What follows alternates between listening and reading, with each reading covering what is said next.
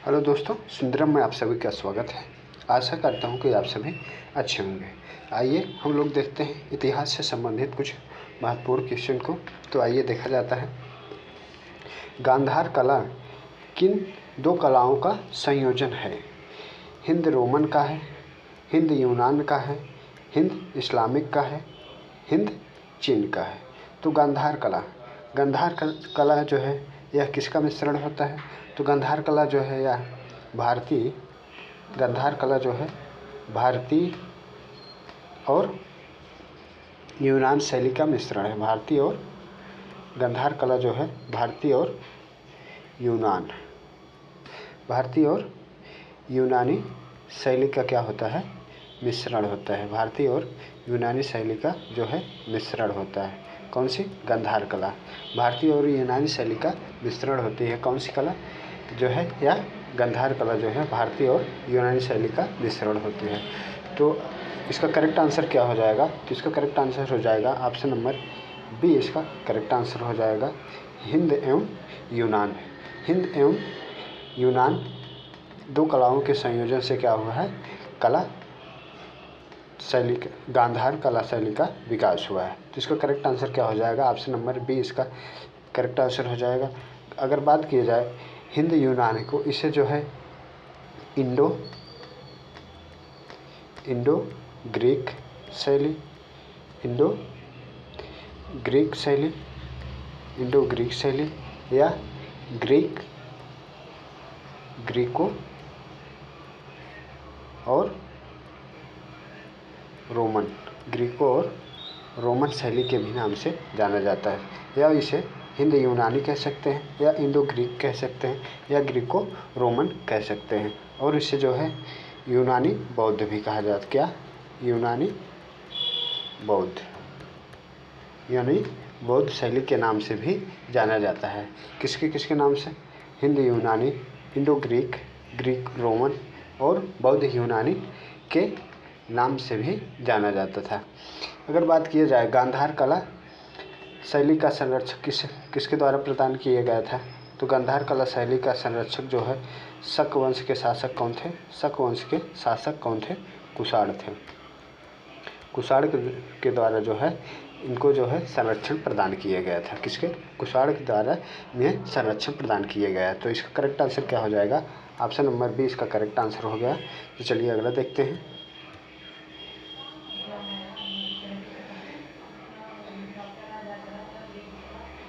निम्न में से क्या अजंता गुफा के संबंध में सही नहीं है? अजंता गुफा के संबंध में सही नहीं है। वह कहाँ पर स्थित है? महाराष्ट्र में स्थित है। तो अजंता गुफा कहाँ पर स्थित है? महाराष्ट्र में स्थित है।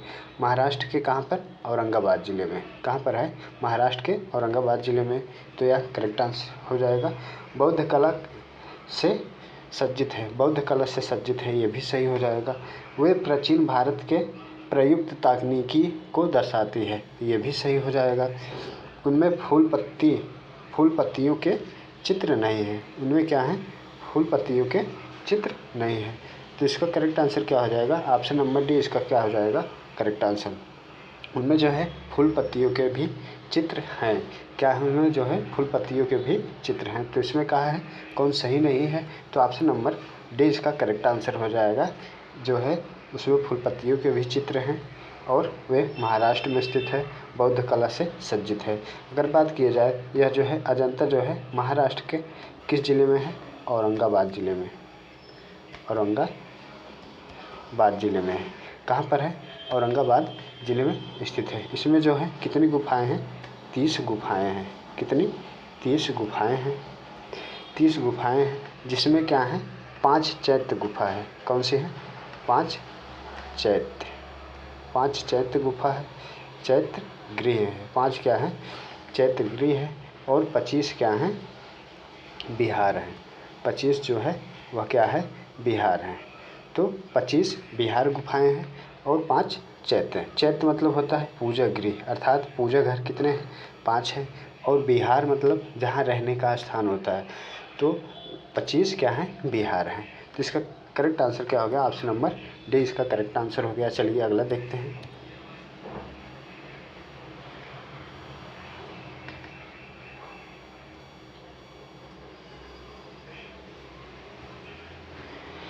इलाहाबाद के शिलालेख में इलाहाबाद स्तंभ सॉरी इलाहाबाद स्तंभ के शिलालेख में किसकी उपलब्धियां वर्णित हैं? हर्ष के हैं, अशोक के हैं, समुद्रगुप्त के हैं, चंद्रगुप्त विक्रमादित्य के हैं। तो इसका करेक्ट आंसर क्या हो जाएगा? ऑप्शन नंबर सी इसका करेक्ट आंसर हो जाएगा, समुद्रगुप्त के। क्या है? इलाहाबाद स्तंभ के शिलालेख में किसकी उपलब्धियां वर्णित हैं?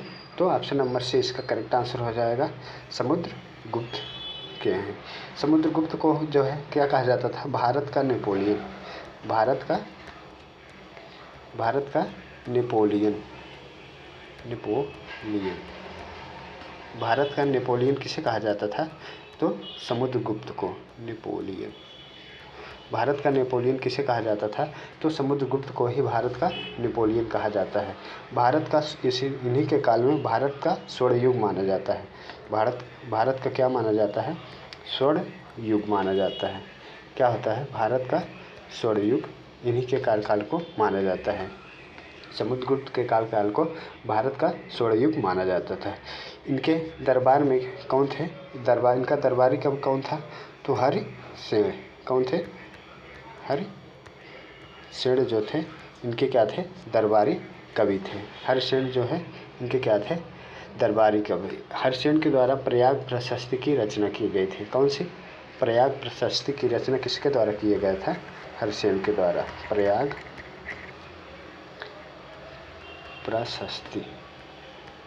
प्रयाग प्रशस्ति की रचना किसके द्वारा किया गया? तो यह जो है हरिसेन के द्वारा किया गया है। प्रयाग प्रशस्ति की रचना जो है हरिसेन के द्वारा किया गया है। इनके प्रारंभिक पंक्तियों में जो है क्या है? पद्यात्मक है। प्रारंभिक पंक्तियाँ जो थी पद्यात्मक हैं और जो बाद की पंक्तियाँ थी वो क्या थी? गद्यात्मक है। इसे जो है संस्कृत की चंपू शैली का सुंदर उदाहरण माना जाता है। तो इसका करेक्ट आंसर क्या हो गया? ऑप्शन नंबर सी इसका करेक्ट आंसर हो गया, समुद्रगुप्त इसका करेक्ट आंसर हो गया। चलिए अगला देखते हैं।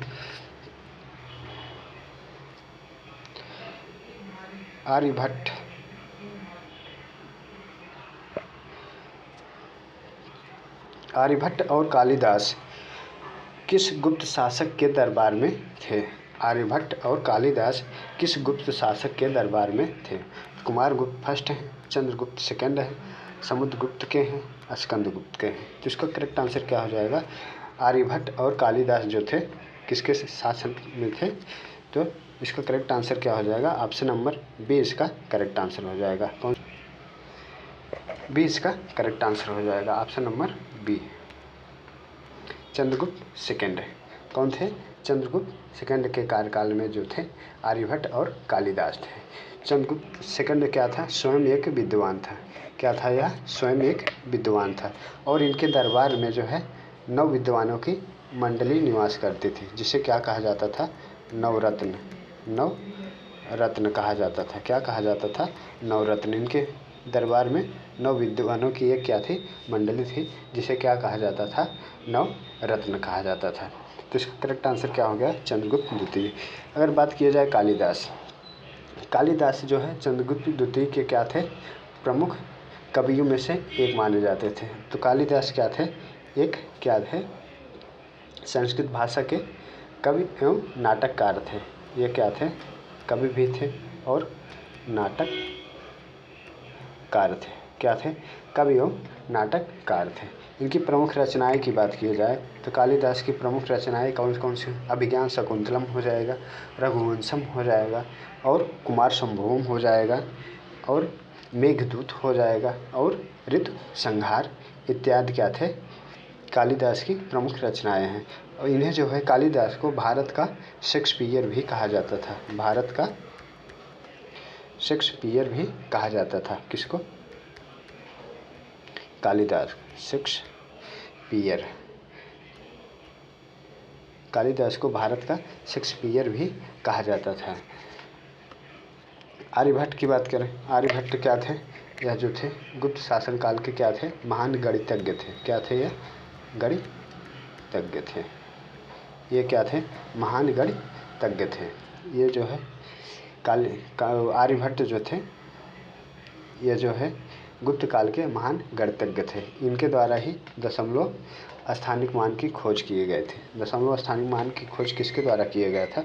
तो आर्यभट्ट के द्वारा किया गया था। तो इसका करेक्ट आंसर क्या होगा? ऑप्शन नंबर बी, चंद्रगुप्त इसका करेक्ट आंसर हो गया। अगर स्कंदगुप्त की बात की जाए, स्कंदगुप्त के समय में जो है, स्कंदगुप्त के समय में कब? 458 ईस्वी में, 458 ईस्वी में पहली बार जो था क्या हुआ था? हुड़ों का आक्रमण हुआ था। हुड़ों का आक्रमण, ऐसा क्वेश्चन पूछा जाता है, हुड़ों का आक्रमण किसके शासनकाल में हुआ था? तो हुड़ों का आक्रमण जो है कब हुआ था? 458 ईस्वी में। किसके कार्यकाल में हुआ था? तो स्कंदगुप्त के कार्यकाल में हुआ था। तो इसका करेक्ट आंसर क्या होगा? ऑप्शन नंबर बी, आर्यभट्ट और कालिदास किस गुप्त शासक के दरबार में थे? तो चंद्रगुप्त द्वितीय। ऑप्शन नंबर बी इसका करेक्ट आंसर हो गया। चलिए अगला देखते हैं।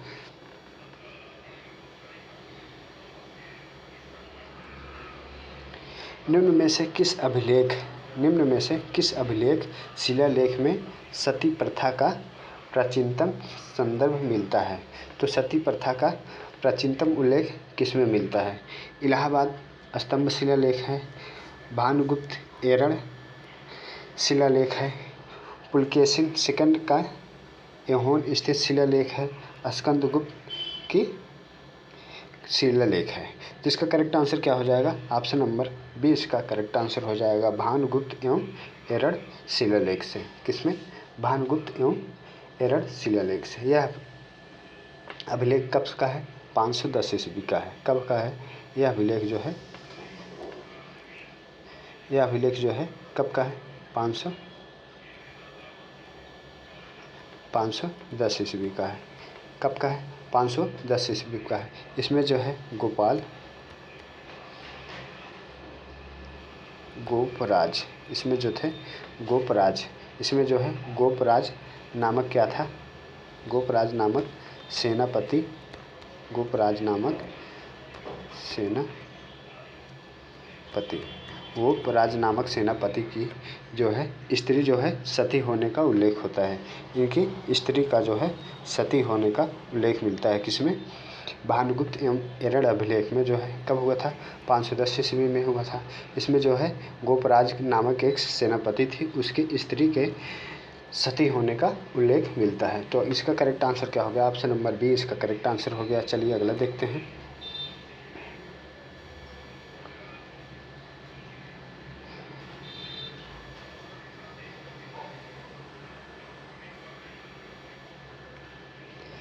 किस साम्राज्य को हिंदुत्व का स्वर्ण युग माना गया? किस साम्राज्य को हिंदुत्व का स्वर्ण युग माना जाता है? मौर्य काल है, मुगल काल है, गुप्त काल है, चोल काल है। तो इसका करेक्ट आंसर क्या हो जाएगा? हिंदुत्व का स्वर्ण युग, हिंदुत्व का स्वर्ण युग किस काल को माना गया है? बात की जाए तो इसका करेक्ट आंसर क्या हो जाएगा? ऑप्शन नंबर सी इसका करेक्ट आंसर हो जाएगा। गुप्त काल को जो है हिंदुत्व का स्वर्ण युग माना गया था। क्या माना गया था? हिंदुत्व का स्वर्ण युग या क्लासिक युग। क्या कहते हैं? या क्लासिक युग, स्वर्ण युग या क्लासिक युग माना गया था। किसे माना गया था? तो गुप्त काल को। गुप्त काल में जो है सभ्यता और संस्कृति का विकास जो है पूर्ण रूप से प्राप्त हुआ था। किसमें? गुप्त काल में। तो इसका करेक्ट आंसर क्या हो गया? ऑप्शन नंबर सी इसका करेक्ट आंसर हो गया। चलिए अगला देखते हैं। एलोरा की गुफाएं किस राज्य में हैं? एलोरा की गुफाएं किस राज्य में हैं? कर्नाटक में है, मध्य प्रदेश में है, महाराष्ट्र में है, राजस्थान में। तो एलोरा की गुफाएं कहाँ पर हैं? तो यह जो है महाराष्ट्र में स्थित है। कहाँ पर स्थित है? महाराष्ट्र में। ऑप्शन नंबर सी इसका करेक्ट आंसर हो जाएगा। एलोरा की गुफाएं कहाँ पर स्थित हैं? महाराष्ट्र के औरंगाबाद जिले में। कहाँ पर हैं? महाराष्ट्र के औरंगाबाद जिले में स्थित हैं। इसमें कुल कितने हैं? एलोरा की गुफाएं जो हैं 34 गुफाएं हैं। कितनी हैं? इसमें जो है कितनी? एलोरा में कुल कितनी गुफाएं हैं? 34 गुफाएं हैं। 34 गुफाएं हैं। इसमें जो है कुल कितनी? 34 गुफाएं हैं। जिसमें से गुफा संख्या 1, जिसमें से गुफा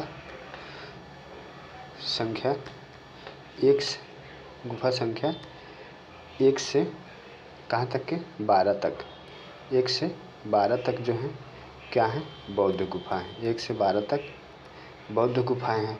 और गुफा संख्या 13 से 29 तक जो है, 13 से 29 तक कौन सी गुफाएं हैं, हिंदू धर्म की गुफाएं हैं। 13 से 29 तक जो है हिंदू धर्म की गुफाएं हैं। और 30 से 34 तक, गुफा संख्या 30 से 34 तक, 30 से 34 तक क्या है, यह जैन धर्म की गुफाएं हैं। कौन सी, जैन धर्म की गुफाएं हैं। इसमें जो है कुल कितनी गुफाएं हैं, 34 गुफाएं हैं। 1 से लेकर 12 तक जो है बौद्ध धर्म से संबंधित हैं। और गुफा संख्या 13 से लेकर 29 तक जो है हिंदू धर्म से संबंधित हैं। और गुफा संख्या 30 से लेकर 34 तक जो है जैन धर्म से संबंधित हैं।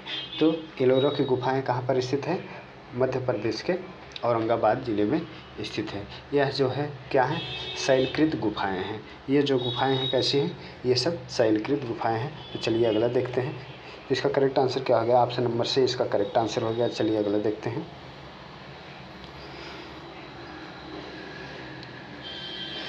सूर्य मंदिर कौन से राज्य में स्थित है, सूर्य मंदिर कौन से राज्य में स्थित है, राजस्थान है, आंध्र प्रदेश है, उड़ीसा है, तमिलनाडु है। तो इसका करेक्ट आंसर क्या हो जाएगा, सूर्य मंदिर को क्या कहते हैं, कोणार्क सूर्य मंदिर भी कहा जाता है। इसे क्या कहा जाता है, कोणार्क सूर्य मंदिर।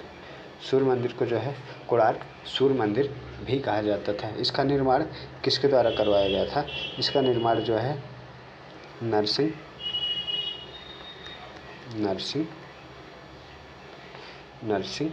देव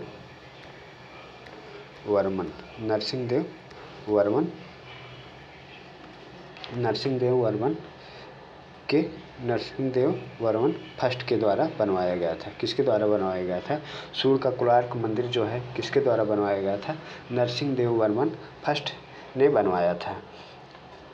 यह जो है अपनी विशिष्ट शैली के लिए प्रसिद्ध है।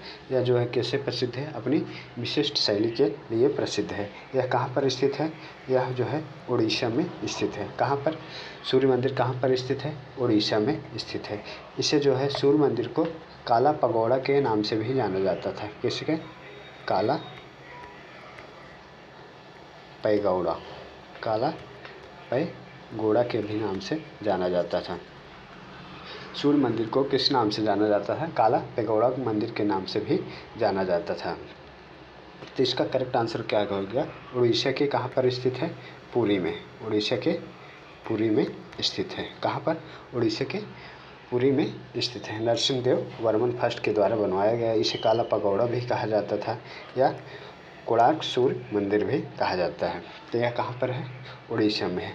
उड़ीसा में एक और बहुत ही ज़्यादा फेमस मंदिर है। कौन सी है यह, हुमा का झुका हुआ मंदिर। कौन सा, हुमा का झुका हुआ मंदिर। हुमा का झुका हुआ मंदिर जो है यह भी उड़ीसा में ही है। कहाँ पर है, उड़ीसा के संबलपुर में है। कहाँ पर है यह,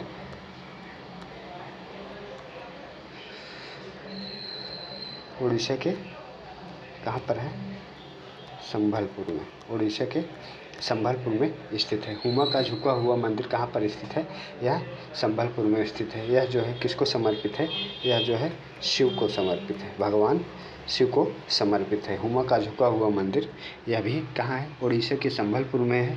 यह जो है भगवान शिव को समर्पित है। तो इसका करेक्ट आंसर क्या हो गया, ऑप्शन नंबर सी इसका करेक्ट आंसर हो गया है। जो सूर्य मंदिर कहाँ, किस राज्य में स्थित है, तो उड़ीसा में स्थित है। तो चलिए अगला देखते हैं।